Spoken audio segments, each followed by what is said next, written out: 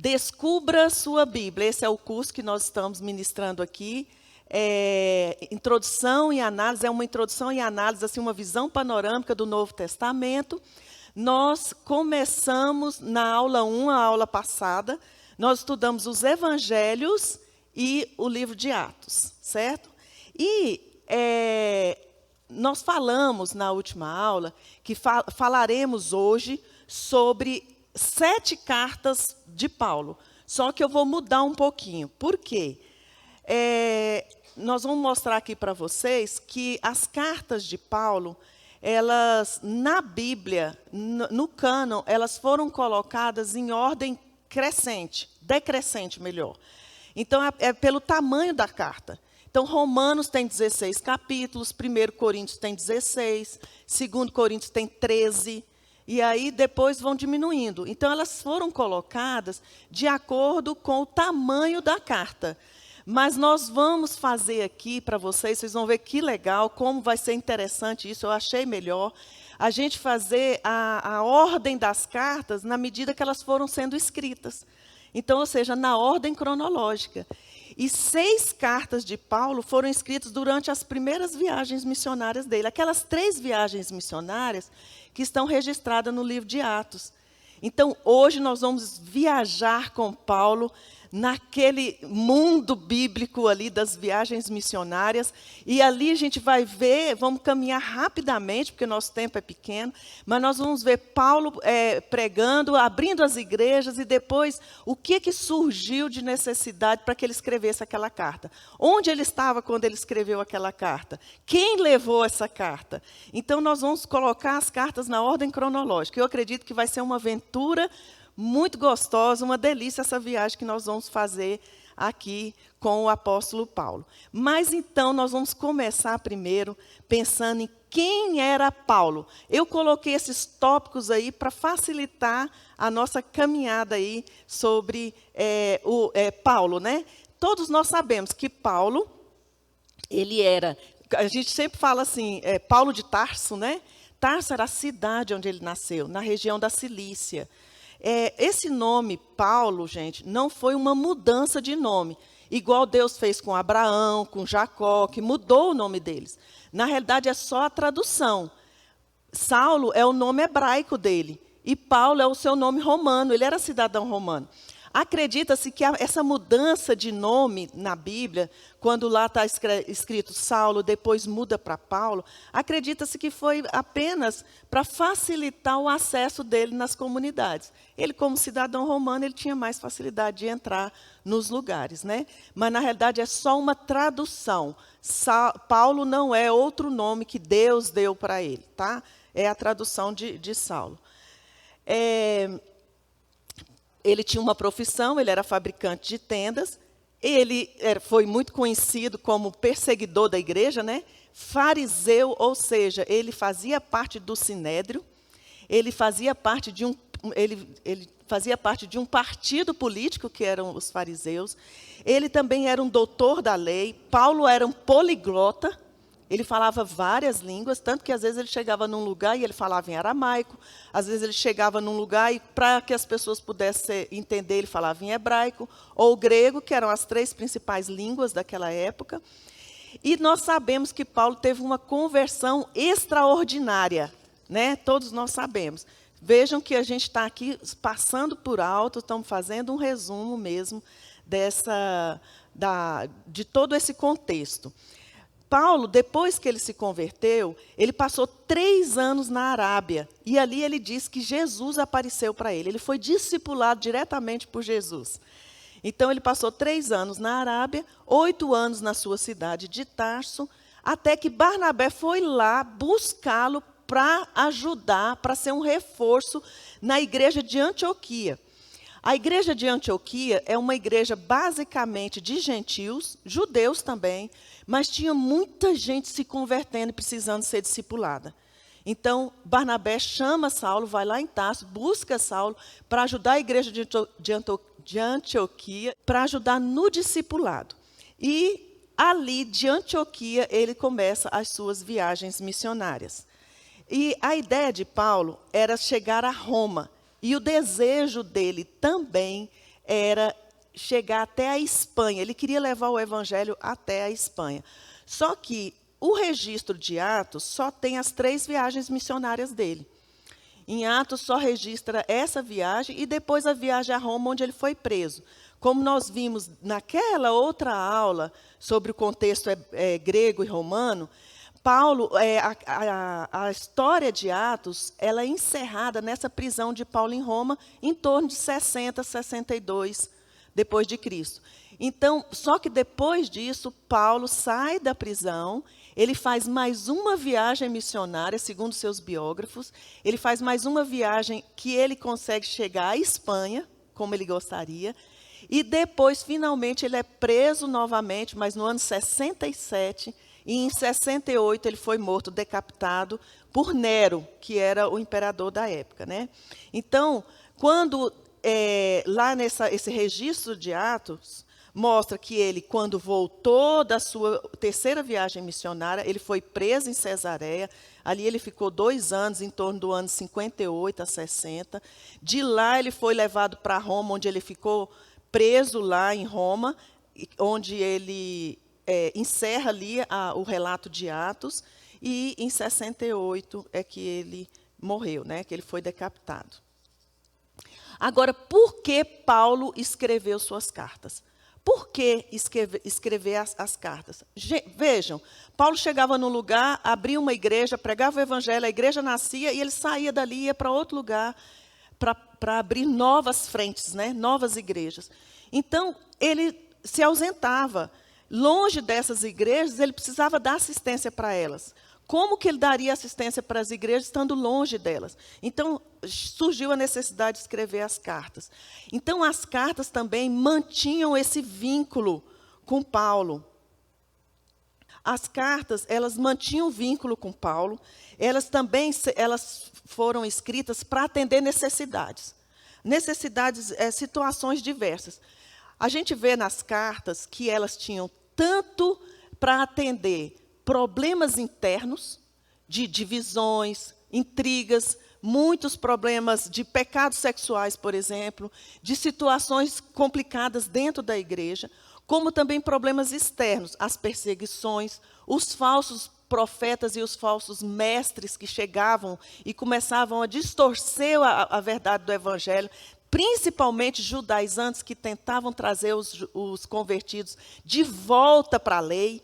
Então, Paulo escreveu essas cartas para atender essas diversas situações. Então, ele precisava também a presença deles se fazia através das cartas. Eles pegavam as cartas e liam para toda a igreja. Então, ali era uma forma de Paulo estar presente, através daquelas cartas, e trazer essas instruções para eles. E essas cartas, com certeza, eram preciosidades. E nós estamos hoje tendo essas cartas como a base da nossa doutrina. É interessante que os evangelhos apresentam a salvação, apresentam o Messias, mostram o meio da salvação, e as cartas ensinam a gente a viver essa vida cristã que nós recebemos pela salvação dos evangelhos. Então, elas são preciosidades para nós. E também elas vieram atender problemas específicos que servem para nós hoje. Vocês reparem, os problemas daqueles irmãos no 1º século, a igreja era nova, havia uma novidade de vida ali. Vocês reparem o que o mundo daquela época vivia. Eles não tinham cristianismo. O cristianismo era a novidade das novidades.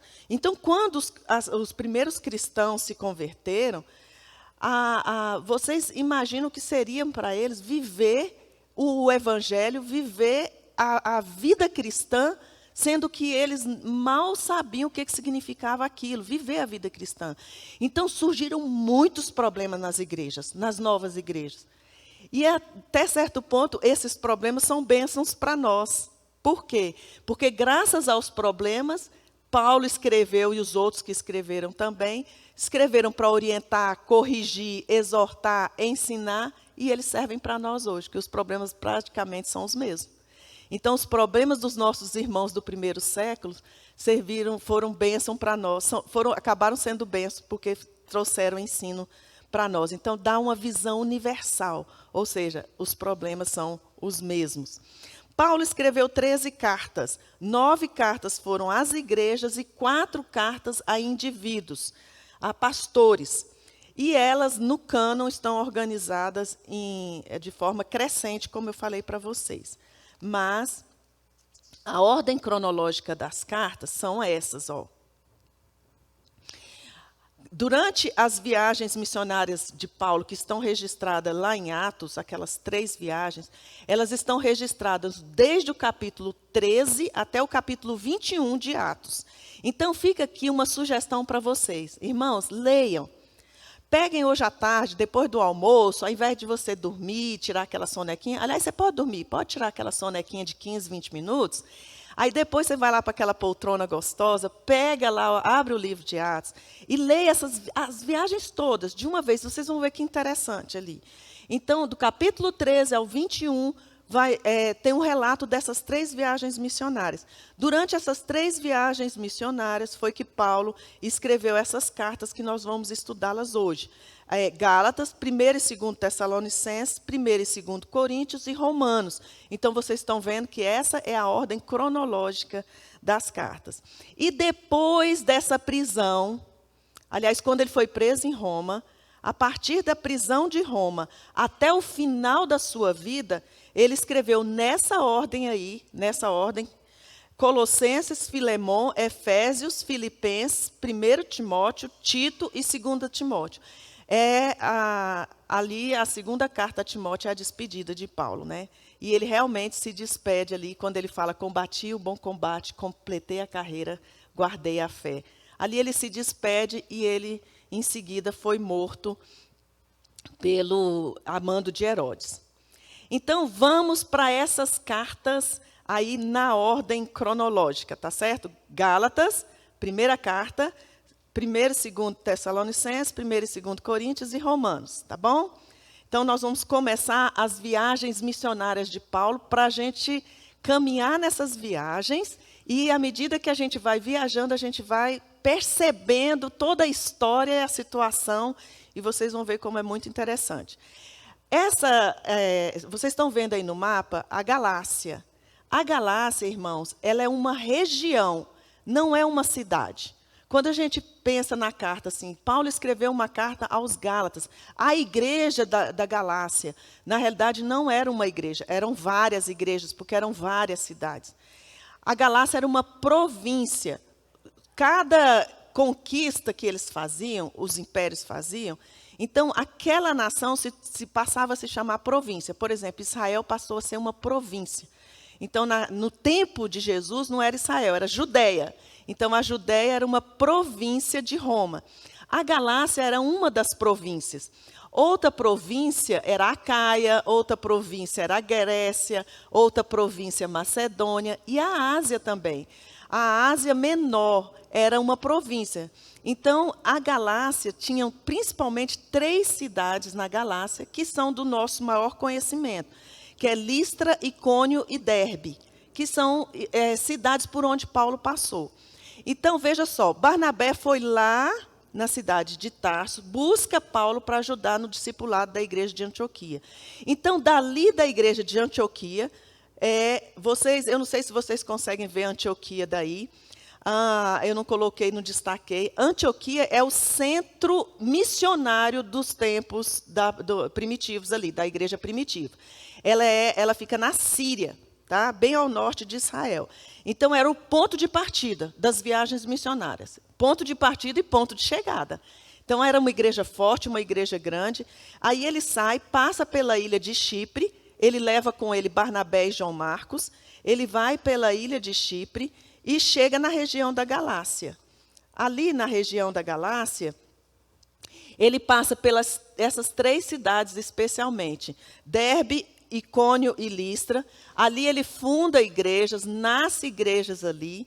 Dali ele volta novamente para a cidade de Antioquia. Essa foi uma viagem curta, uma viagem de 2 anos que Paulo fez, foi a sua primeira viagem. Ali, quando ele chega na região da Galácia, eles aceitaram, receberam muito bem a mensagem do evangelho ali por Paulo. certo?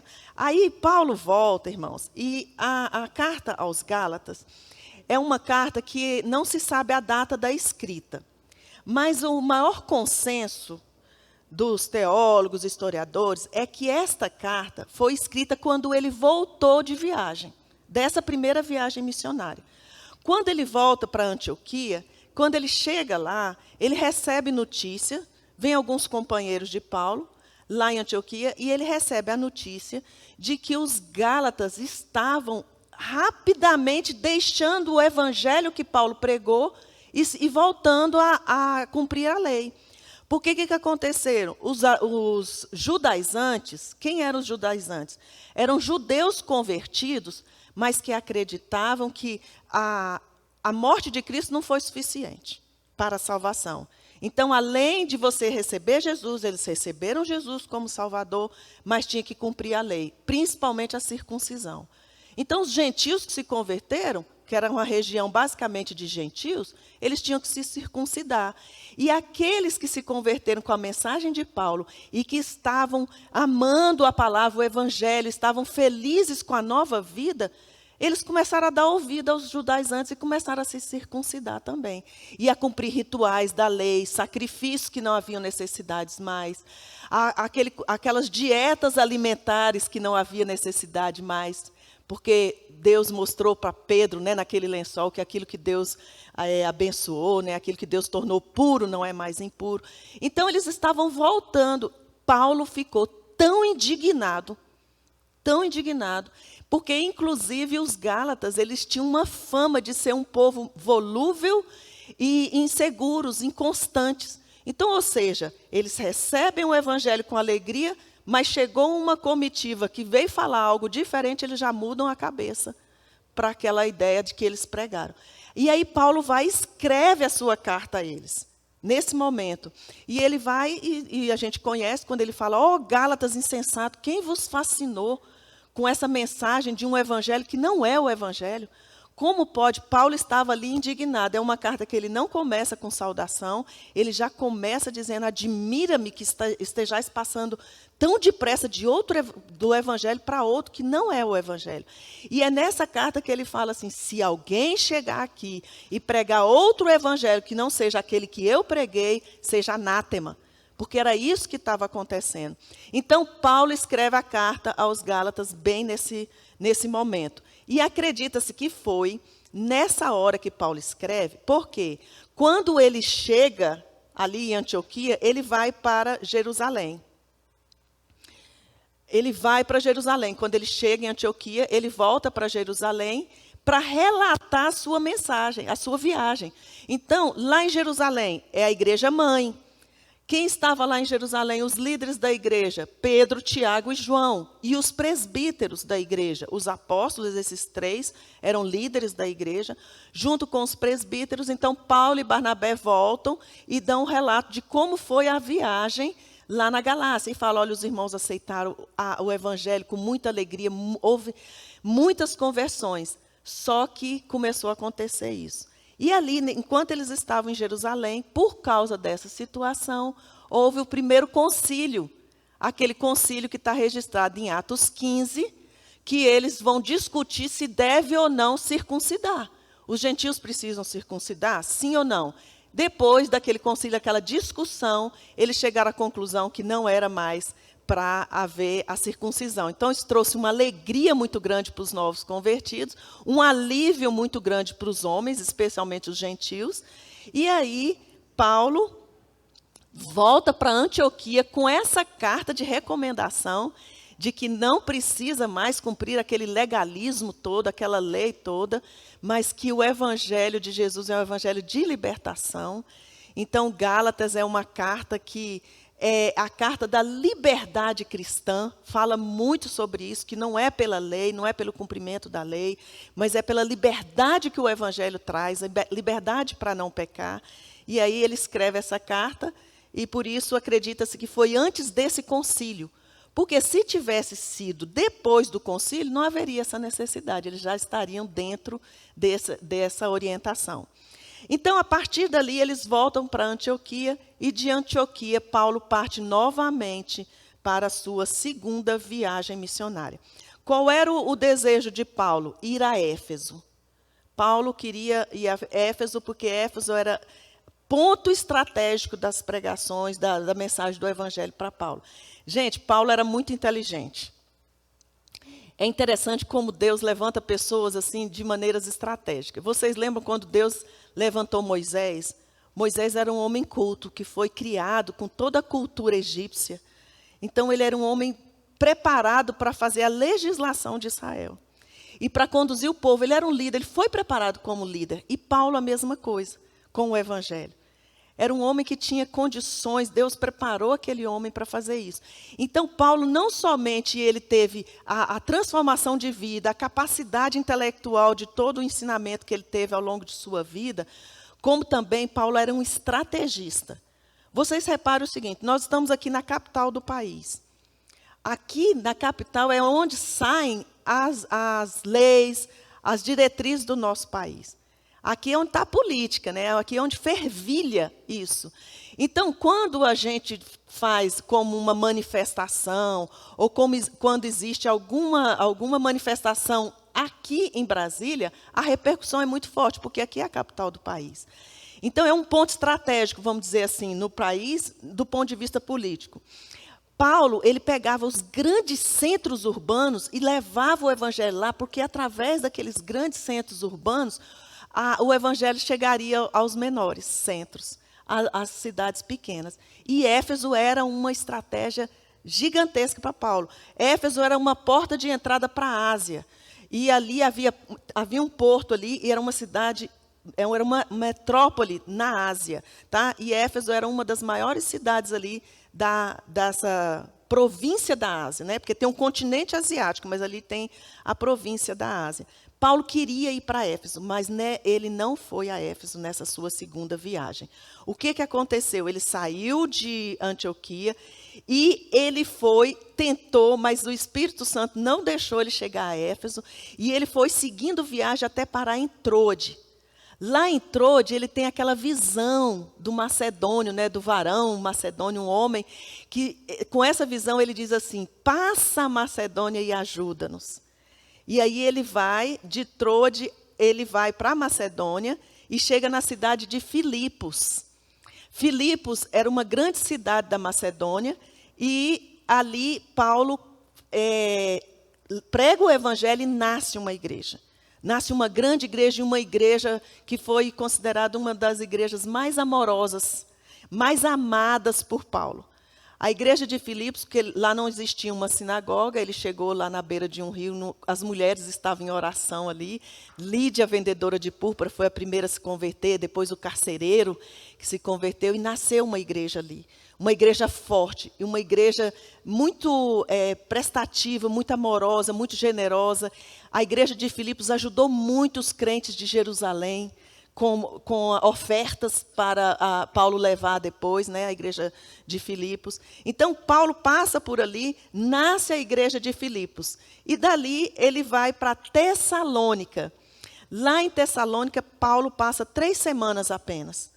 Então, durante 3 sábados, Paulo prega lá na sinagoga e nasce uma igreja ali também. Muitos se convertem, especialmente gentios, mas judeus também se convertem. E ali ele foi perseguido e teve que sair de Tessalônica.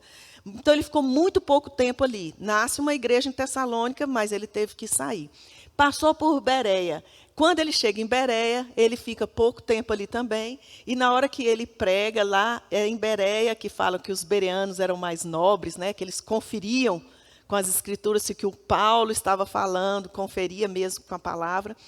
Enquanto Paulo estava ali fazendo esse trabalho em Bereia, os homens maus, a Bíblia até fala isso, aqueles judeus que tinham más intenções, de Tessalônica vão para Bereia para tentar impedir o trabalho de Paulo lá. Aí Paulo é obrigado a sair, e quem fica lá em Bereia é Tito e Timóteo. Eles permanecem, aliás, Silas e Timóteo ficam em Bereia, e Paulo segue viagem sozinho até Atenas, com a recomendação deles irem encontrar com ele o mais rápido possível, porque ele se sentiu muito só. Quando ele chega em Atenas, aí a gente sabe a história, ele andando por lá, viu aquela multidão de deuses, né, de ídolos, e ele faz aquele discurso excepcional, magnífico, sobre o Deus desconhecido lá em Atenas, mas foi um resultado muito pífio, porque poucos se convertem. Paulo fica muito assim abatido, indignado com aquilo, mas na realidade, eu olhando para aquele texto, eu fico pensando assim, como lá foi registrado que poucos se converteram, a gente pensa assim que o resultado foi fraco, mas Deus sabe, né? A palavra de Deus não volta vazia. E a gente vê que o discurso de Paulo ali, a palavra de Paulo ali foi maravilhosa. A gente vê que a explicação que ele dá ali sobre o verdadeiro Deus é algo assim extraordinário. Irmãos, eu quero abrir um parêntese aqui, antes da gente continuar, só para vocês terem uma ideia sobre o contexto dessa região, o contexto do Império Romano naquela época. O mundo era pagão. Então, as nações, elas acreditavam em muitos deuses. E a ideia era o seguinte, quanto mais deuses, melhor é. Significa que mais protegida a cidade vai estar. Então, veja os gregos, com tanta sabedoria, com tanto conhecimento, eles tinham tantos altares e tinham tantos deuses, e quanto mais deuses eles pudessem descobrir e ter, eles colocavam, que eles colocaram um altar vazio ao Deus desconhecido, porque eles pensavam o seguinte, vai que a gente esquece um Deus aí no meio do caminho. Então, qualquer Deus que vier aqui serve para acrescentar esse panteão de deuses e aumentar a nossa proteção. Agora, vocês imaginam alguém chegar e dizer assim, Deus só existe um. E a proteção e a segurança de vida, o sentido da vida, só existe em um. E esse Deus se fez representar por um homem que nasceu lá em Nazaré, num vilarejo lá em Israel, e ele deu a sua vida. Deus se tornou homem. Ele é o próprio Deus que criou os céus e a terra, que não pode habitar em nada feito por mãos humanas. Ele não se faz habitar numa imagem feita por mãos humanas. Então, vocês imaginam o que seria para aquele povo receber uma mensagem dessa? Espera aí, esse homem é um louco. Esse homem é um louco. Agora, quando aquelas pessoas, como em Tessalônica, em Filipos, à medida que eles foram se convertendo e aceitando essa loucura do Evangelho, a perseguição foi chegando ao mesmo tempo, porque isso está errado, nós não podemos deixar isso continuar acontecendo. Esse é um ponto, gente. Imagina você deixar de acreditar em tantos deuses que trazem proteção para nós e que trazem prosperidade para nós, para acreditar em um que a gente nunca nem viu e que não pode nem fazer uma imagem dele. Então, assim, dentro da lógica deles, do mundo e da cegueira espiritual que o mundo vivia, até parece que é diferente do mundo de hoje, né? Mas vocês veem a realidade nossa como se parece, é difícil, seria difícil demais deles aceitarem. A outra questão, o outro aspecto que seria muito importante a gente entender, é a questão da licenciosidade. Gente, a depravação moral que nós vivemos nos nossos dias, ela não é diferente da depravação dos tempos do primeiro século. A depravação, vocês lembram daquela outra aula que nós falamos sobre a depravação na época do Império Romano? Porque acontece o seguinte, vamos pensar aqui só nessa área sexual, só como exemplo. Havia essa ideia de que o sexo era livre. Na realidade, é uma licenciosidade.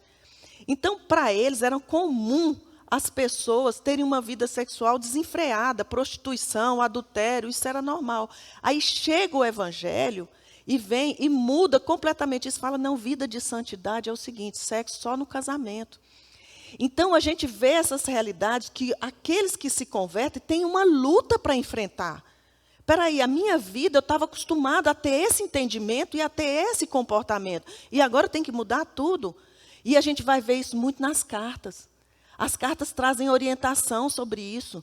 Vocês podem, à medida que vocês forem lendo as cartas, vocês reparem como Paulo trata muito disso. Nós estamos citando as cartas de Paulo, mas Pedro também fala de santidade. É uma área que é tratada muito nas cartas. Santidade, santidade. Por quê? Porque isso era uma luta, era uma dificuldade para o povo que se convertia ter vida santa. E precisavam dessa orientação. Então, voltando aqui, Paulo sai de Atenas, um povo que estava acostumado com uma idolatria assim, e não só em Atenas, mas várias outras cidades. E aí Paulo, depois desse discurso, ele vai para Corinto. A cidade de Corinto era também uma metrópole. Aliás, gente, só porque eu passei, tem muitas informações e às vezes a gente pula. Tessalônica era a capital da Acaia. Tessalônica também era uma grande cidade, era a maior cidade da Acaia. Então, vocês imaginam, uma igreja nasce ali, um ponto estratégico de evangelização para Paulo, né? E Corinto, a mesma coisa. Vejam onde está a cidade de Corinto.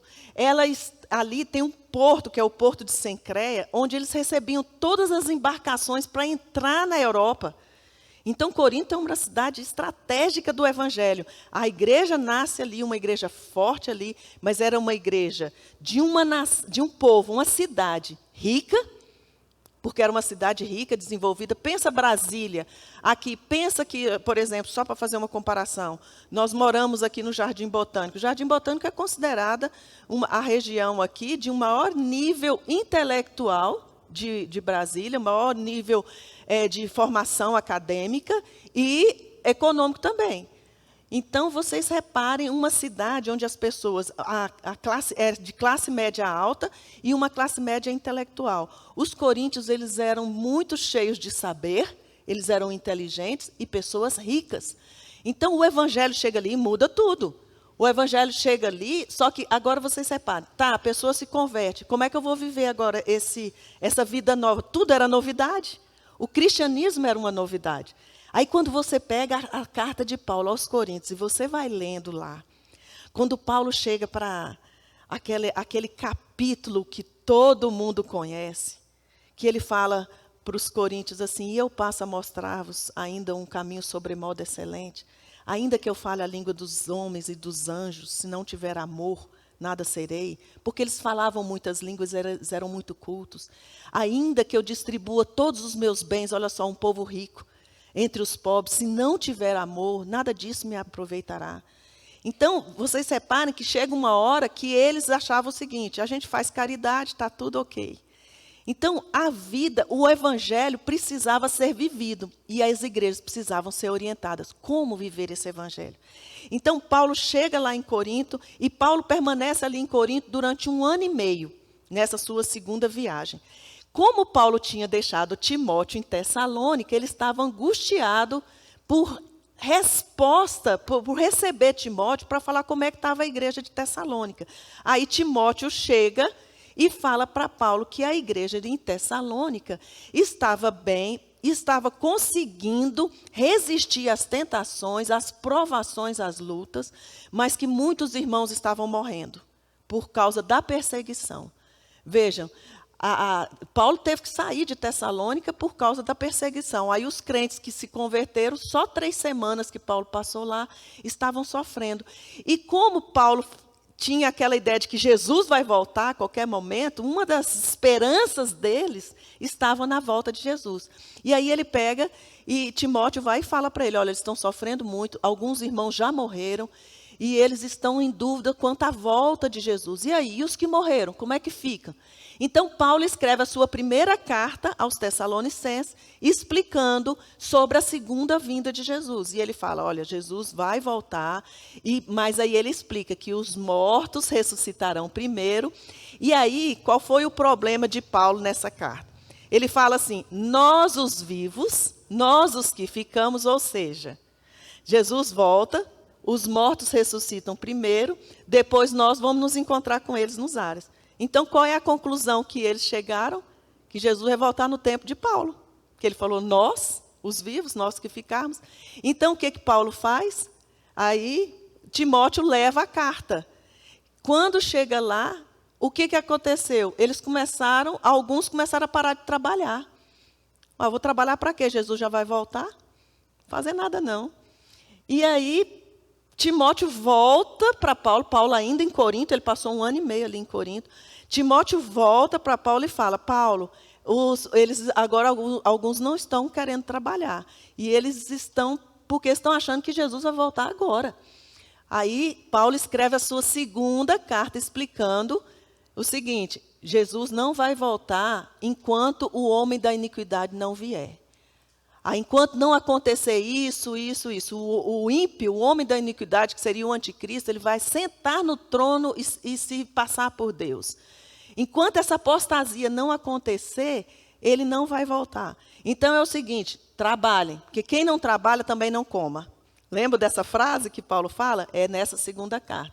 Então ele fala assim, nada de ficar sem trabalhar, todo mundo tem que trabalhar, viver a vida normal.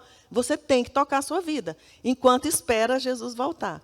Aí Timóteo vai e leva a sua segunda carta aos Tessalonicenses. Dali Paulo então volta, passando por Éfeso, ele volta para Antioquia, passa rapidamente em Éfeso, porque ele queria chegar a tempo da festa de Pentecostes.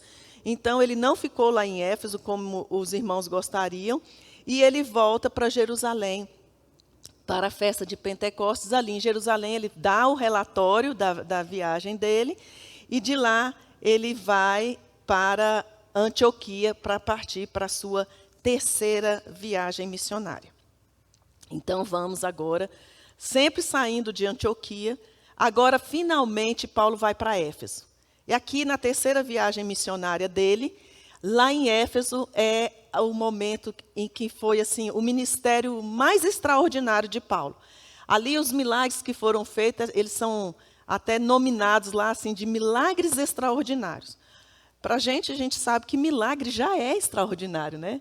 Mas vocês sabem lá em Atos 19, que fala todo o relatório lá de Paulo, assim, a cidade, gente, de Éfeso, era guardiã da deusa Ártemis, a Diana dos Efésios. Então, a riqueza, o lucro da cidade eram os nichos dessa Diana, que eram vendidos. Acontece que o povo se converteu, largou toda aquela idolatria, muitos feiticeiros, magos se converteram. É aqui na cidade de Éfeso que as roupas de Paulo eram levadas para as casas, para os lugares, e as enfermidades saíam, os demônios saíam. Então, realmente foi um ministério espetacular de Paulo ali. E nasce uma igreja muito forte ali em Éfeso. E durante esse período que ele estava em Éfeso, quando ele já estava no final da sua viagem em Éfeso, ele recebe uma delegação da igreja de Corinto, e falando para ele dos problemas da igreja de Corinto. Ou seja, nasceu uma igreja muito forte lá em Corinto. Mas o que acontece? Uma coisa é você aceitar Jesus na sua vida, o evangelho. Outra coisa é você viver esse evangelho. É caminhar com Jesus, é aprender com ele. Então, o que acontece? Na igreja de Corinto, a igreja mais problemática, a igreja mais cheia de problemas. Ali havia problemas de divisão, irmão jogando o outro na justiça secular, havia problemas sexuais terríveis dentro da igreja, como incesto. Eles estavam tendo problemas na adoração, porque eles estavam, inclusive, dando importância, além da conta, aos dons de línguas, que Paulo teve que orientar sobre os dons de língua. Estava havendo um problema sério na hora da ceia, porque eles estavam, alguns se embriagando, outros comendo além da conta e deixando outros sem se alimentar na hora da ceia. Problemas diversos dentro da igreja. Agora, leiam lá a carta aos Coríntios para vocês verem que coisa que é impressionante. Ele faz uma saudação, chamando de santos e amados no Senhor. Uma igreja cheia de pecados, mas ela era uma igreja santa. Por quê? Santo é separado. Às vezes a nossa vida está precisando de reparos, precisando de consertos. Então, muitas vezes nós precisamos parar, refletir e dizer, Senhor, eu quero um conserto na minha vida. E mudar a atitude. Mas santo, separado, nós já somos. Eu digo isso porque às vezes a pessoa fala assim, nossa, eu estou vivendo em pecado, então Deus não me ama mais. Nós fomos resgatados por um alto preço. Foi o sangue do Cordeiro e isso já está consumado. Nós já somos santos. Aquela igreja já era separada, já era santa, mas ela estava suja, ela estava precisando ser lavada novamente. Então, Paulo vai, recebe uma delegação que fala sobre os problemas e ele manda essa carta para os coríntios. Lá, depois, Paulo já estava saindo de Éfeso e aí ele vai lá para Macedônia. Ali, lá na Macedônia, ele fica um tempo lá, permanece um tempo lá e vai depois para Corinto. Dali, da Macedônia, ele recebe novamente a notícia de que eles receberam a primeira carta de Paulo e que eles receberam muito bem a carta de Paulo. Só que surgiu um problema dentro da igreja. Alguns estavam dizendo que Paulo não tinha autoridade apostólica para falar e corrigi-los. Aí Paulo escreve a sua segunda carta em defesa ao seu apostolado. Aí ele vai e ele escreve a segunda carta dizendo da alegria que ele ficou por saber que eles receberam muito bem a primeira e mandou a segunda para corrigir esse erro e se defender em relação ao seu apostolado. E dali, da Macedônia, ele vai finalmente visitar os coríntios e ali da cidade de Corinto, ele escreve a sua carta aos romanos. E Paulo não fundou a igreja de Roma, Paulo ainda não tinha chegado lá em Roma, mas Paulo queria deixar uma mensagem forte para a igreja de Roma, porque ela era a capital do império. Então, vocês reparem como ali em Roma, a capital do império, era um ponto estratégico para Paulo também, e aquela igreja precisava de um fundamento muito mais forte para que saísse dali e pudesse fundamentar as outras igrejas. A carta aos Romanos é a carta mais teológica de Paulo. É uma teologia sistemática ali na carta aos Romanos, que nós vamos ver já já. Então, dali de Corinto, ele volta novamente fazendo esse percurso e volta para Jerusalém. Ali em Jerusalém, ele foi preso e foi levado para a Cesareia. E nós vamos, então, agora passar rapidamente sobre as cartas, só agora a gente colocando tema, data, como nós já vimos as viagens, então agora eu vou passar só as cartas rapidamente para vocês, tá certo? São 6 cartas que nós vamos ver hoje, só a síntese dela, tá bom? Gálatas, a data da escrita, como falei, não se sabe, provavelmente antes do concílio de Jerusalém, em Antioquia, né? E os companheiros que levaram a carta. Qual é o tema da carta aos Gálatas? Justificação pela fé e liberdade cristã. Lembram que eles já estavam voltando, os judaizantes estavam levando os Gálatas a acreditar novamente que tinha que se circuncidar, e Paulo fala da liberdade cristã. Essa carta é maravilhosa, maravilhosa. Irmãos, não vou falar outros detalhes, não, porque senão a gente vai tomar muito tempo. Mas eu fiz um resumo aqui para vocês, o seguinte. Eu pensei, em vez de falar sobre os objetivos e fazer um resumo, eu coloquei versículos que destacam o assunto da carta. Por exemplo, Paulo estava tentando mostrar para os Gálatas que não é pelo cumprimento de regras que você é salvo. Você é salvo pela fé. O cumprimento de regras só vai fazer você sofrer, ter uma vida cansativa, porque você vai cansar de tentar fazer o bem e não vai conseguir. O que te leva a fazer aquilo que você deve fazer e viver como você deve viver é o Espírito Santo na sua vida. Então, Paulo fala que é uma parte muito conhecida por nós, que é o fruto. Ele está querendo dizer exatamente isso. Sabe, quando você quer cumprir regras, você vai produzir o fruto da sua natureza humana. E qual é o fruto da natureza humana? Prostituição, impureza, lascívia, idolatria, feitiçarias, inimizades, porfias, ciúmes, iras, discórdias, dissensões, facções, invejas, bebedices, glutonarias e coisas semelhantes a essa. Esse aqui é o fruto da natureza humana. São os frutos da natureza humana, ou seja, de alguém que quer viver por regras. Porque vocês já repararam, suponhamos, você tem um vício e você quer vencer esse vício. Aí você fala, eu não vou fazer isso. Eu não vou comer chocolate mais do que uma barrinha, um quadradinho só. Uma barra inteira eu não vou comer chocolate. Eu preciso, porque eu não posso. Eu tenho que resistir, mas você não consegue resistir. Então, o que vai acontecer? Você daqui a pouco vai ceder. Por quê? Porque a minha natureza, ela é escrava do pecado. Então, eu não consigo resistir àquele vício, àquele pecado. Agora, quando você tem o Espírito Santo controlando a sua vida e não você está simplesmente cumprindo regras, você vai produzir o fruto do Espírito. E o fruto do Espírito vai ser o domínio próprio. Então, é muito importante a gente ter isso na nossa vida. Aí Paulo fala a natureza humana e temos aí o fruto do Espírito. E qual é o fruto do Espírito? Amor, alegria, paz, longanimidade, benignidade, bondade, fidelidade, mansidão, domínio próprio. Irmãos, isso aqui é fundamental para a nossa vida. É viver a vida pelo Espírito. E aí, a gente conhece aquele versículo que fala assim, quem anda no Espírito não satisfaz as concupiscências, ou seja, os desejos da carne. Então, é isso que Paulo está falando para os Gálatas. A liberdade que o Espírito Santo te dá, que a salvação te dá para você não pecar mais. E o versículo-chave, logo, já não sou eu quem vive, mas Cristo vive em mim. E esse viver que agora tenho na carne, vivo pela fé no Filho de Deus que me amou e a si mesmo se entregou por mim. Vamos para o 1 Tessalonicenses. Data da escrita, em torno de 50, 51, em Corinto, durante aquela sua segunda viagem missionária, né?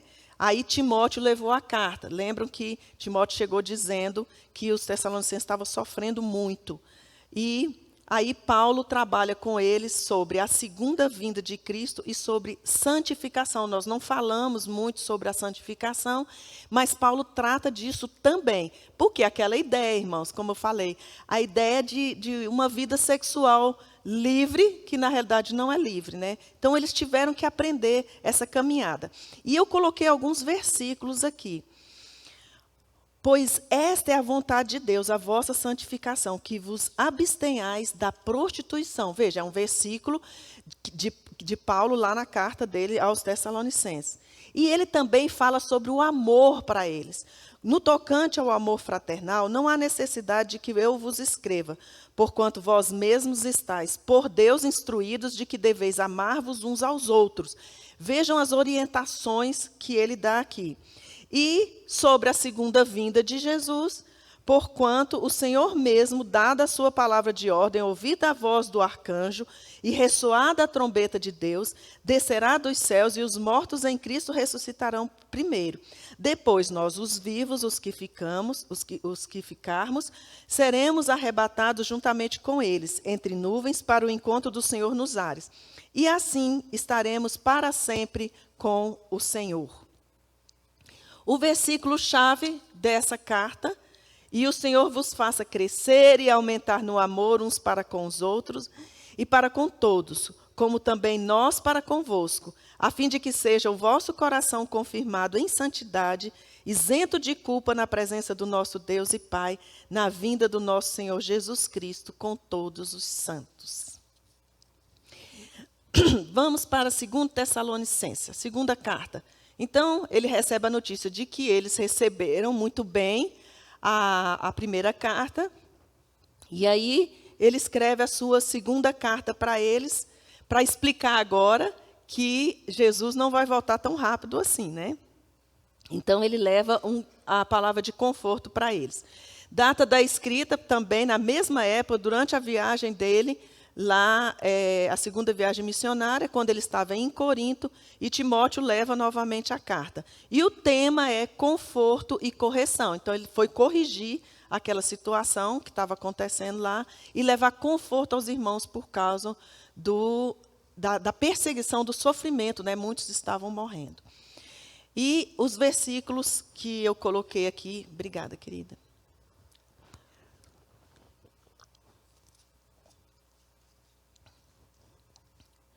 Ora, o Senhor conduza o vosso coração ao amor de Deus e à constância em Cristo. Porque quando ainda convosco vos ordenamos isto: se alguém não quer trabalhar, também não coma. E vós, irmãos, não vos canseis de fazer o bem. Vou abrir um parêntese para dizer para vocês o seguinte. Reparem nas cartas, quando vocês forem ler as cartas, praticamente todas as cartas, elas começam com a teoria, dando uma explicação. É um ensino. Ele está trazendo um ensino da vida cristã. E a segunda parte das cartas, ele traz a prática da vida cristã. Irmãos, as cartas, tanto as cartas de Paulo como as cartas gerais, elas são tão importantes para as nossas vidas, que ali tem tudo o que a gente precisa para dar direção a todas as áreas do nosso cotidiano e da nossa vida em família, da nossa vida no trabalho, de tudo que a gente precisa. Então, leiam sempre tendo em mente que esses ensinos têm ensinos para mudar os nossos conceitos, como também tem ensinos para nos ajudar a viver esses conceitos. Então, vejam esse versículo. Não se canse de fazer o bem. Às vezes a gente se cansa, né? O pastor Luciano já pregou aqui sobre esse versículo. Não vos canseis de fazer o bem. E o versículo-chave dessa segunda carta é: não vos demovais da vossa mente com facilidade, nem vos perturbeis, quer por espírito, quer por palavra, quer por epístola, como se procedesse de nós, supondo tenha chegado o dia do Senhor. Ninguém de modo nenhum vos engane, porque isto não acontecerá sem que primeiro venha a apostasia e seja revelado o homem da iniquidade, o filho da perdição. Então ele está explicando, Jesus vai voltar, mas não é assim, desse jeito não. Tem que ser revelado o homem da perdição, a iniquidade, a apostasia. Então vamos lá para a primeira carta aos Coríntios. Data da escrita durante a terceira viagem missionária de Paulo. Uma delegação levou a carta para a igreja. E eu coloquei esse tema aqui, eu vi várias. Porque, irmãos, quando você coloca um tema, você vai lendo, aí você pensa assim, o que você pode tirar de tema aqui? Nos comentários, que a gente vai estudando em vários comentários, cada um dá um tema, às vezes, diferente do outro. E dos comentários que eu achei, o que eu achei mais interessante, que encaixa melhor para essa carta de Corinto como tema principal, é esse: um caminho sobremodo excelente. Porque a partir daí, você tem a visão de toda a carta, né? Um caminho sobremodo excelente. E, para a gente ficar bem familiarizado com o 1 Coríntios, como a gente já está, ainda que eu fale as línguas dos homens e dos anjos, se não tiver amor, serei como o bronze que soa ou como o símbolo que retine. Ainda que eu tenha o dom de profetizar e conheça todos os mistérios e toda a ciência, ainda que eu tenha tamanha fé ao ponto de transportar montes, se não tiver amor, nada serei. E ainda que eu distribua todos os meus bens entre os pobres, e ainda que entregue o meu próprio corpo para ser queimado, se não tiver amor, nada disso me aproveitará. E o versículo-chave: ou não sabeis que o vosso corpo é santuário do Espírito Santo que habita em vós, o qual possuis da parte de Deus, e que não sois de vós mesmos? Porque fostes comprado por preço, glorificai, pois, a Deus no vosso corpo. Essa carta de 1 Coríntios, especialmente capítulo 6, no final e início do capítulo 7, trata especificamente sobre você usar o seu corpo em santidade ao Senhor. Para os jovens que têm dificuldade de entender sobre vida sexual fora do casamento, eu sugiro a leitura de 1 Coríntios capítulo 6 e 7, tá certo? Que lá eles têm essas orientações. Segunda carta de Paulo aos Coríntios, data da escrita ainda na terceira viagem missionária. Tito levou essa carta. Ele respondendo às questões sobre o seu apostolado. O apóstolo escolhido, foi a sua defesa à primeira carta, que quando os judaizantes e os judeus lá começaram a acusar Paulo, dizendo que ele não tinha autoridade, ele responde que ele tinha autoridade, porque o próprio Cristo o escolheu. E aí, eu coloquei esse versículo, né, esse texto, esses versículos, e é por intermédio de Cristo que temos tal confiança. Ele fala para eles, não foi por palavras de homens, não foi por homens, foi pela confiança que nós temos em Cristo. Tal confiança em Deus, não que por nós mesmos sejamos capazes de pensar alguma coisa como se partisse de nós, pelo contrário, a nossa suficiência vem de Deus, o qual nos habilitou para sermos ministros de uma nova aliança, não da letra, mas do Espírito, porque a letra mata, mas o Espírito vivifica. E o texto-chave é esse: pois não nos pregamos a nós mesmos, mas a Cristo Jesus como Senhor, e a nós mesmos como vossos servos, por amor de Jesus. Então, veja ele mostrando ali a defesa do seu apostolado. E nós vamos encerrar a nossa Nossas 6 cartas aqui com a carta aos Romanos. Como vocês sabem, irmãos, a gente está só passando mesmo essa visão panorâmica das cartas e dos livros do Novo Testamento. Aí eu tenho um material mais completo, depois se alguém quiser pode pegar comigo. Mas vejam só, Romanos, escrita em 57, de Corinto, quando ele estava na 3ª viagem missionária dele, durante a 3ª viagem missionária. Febe, que era uma diaconisa da igreja, estava indo para Roma e ela levou a carta de Paulo. Então, o tema da carta, o Evangelho de Jesus, poder para a salvação. Irmãos, a carta aos Romanos, ela fala do pecado, da condenação, da regeneração, da salvação, da justificação, da santificação, ou seja, todos os temas de teologia, do contexto da salvação e da vida cristã, está na carta aos Romanos. Eu vou dar uma sugestão para vocês em relação à leitura desta carta. Já foi falado muito isso aqui na igreja, mas eu sugiro a vocês o seguinte: pegue uma manhã, um horário, sente e lê a carta toda de uma vez. É maravilhoso. A visão que Deus dá, que o Espírito Santo te dá dessa carta, ela é o fundamento dos fundamentos ali. Então, assim como os evangelhos são o fundamento do Novo Testamento, vamos dizer assim, a carta aos Romanos, ela é o fundamento da base da fé, da vida cristã. Então, leiam. E depois que você lê ela todinha, você continua lendo novamente. E depois leia novamente. Porque ela realmente trata de tudo o que a gente precisa saber para a nossa vida cristã, em relação à nossa salvação, em relação à regeneração, o que é justificação, o que é santificação, tem tudo lá. E eu coloquei aqui alguns versículos que vão apontando para isso. Por exemplo, como está escrito, não há um justo, nenhum sequer. Em Romanos, é em Romanos que nós somos igualados em relação ao pecado. Porque Romanos mostra que todos somos pecadores. Todos foram nivelados universalmente como todos pecadores. Não há nenhum justo, né?